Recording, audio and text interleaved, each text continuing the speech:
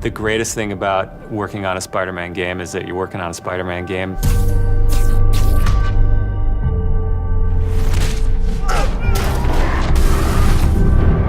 The hardest thing is that it's a Spider-Man game. We really care about storytelling here at Insomniac.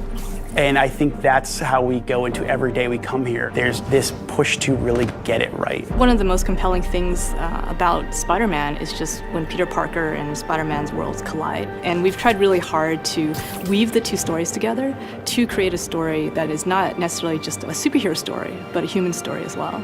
So this Spider-Man is a little different. He's older, he's 23, so he's been Spider-Man for 8 years, and kind of like an athlete in the prime of his career, he's starting to get good at the Spider-Man thing. The nice thing about playing an experienced Spider-Man is that he's already familiar with his powers, right? He's not just discovering them. We always think of Spider-Man as, we call him, the acrobatic improviser. He's looking for not only how he can take advantage of where the enemies are positioned, but what around him. Could he use this object to grab with his webs and throw it at an enemy? We want people to not only see the enemies in front of them, but the environment around, to take advantage of both of them. He also knows that the criminals out in the city know how he works as well, so he's got to mix it up. So even though he is more experienced, the challenges are going to be bigger than he's ever faced before. Spider-Man has a rich history of having great stories. The core of our story is this duality between being Peter Parker and being Spider-Man.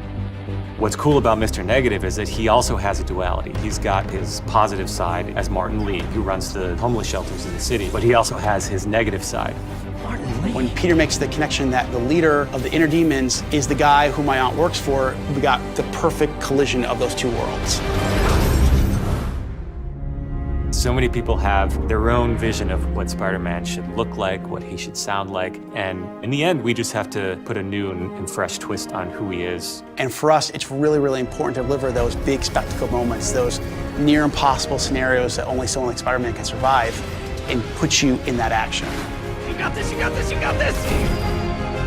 We understand what this character means to people in here, and we're making this game with a lot of heart, and we're going to do whatever it takes to give people the ultimate Spider-Man experience, the game that they've been waiting for.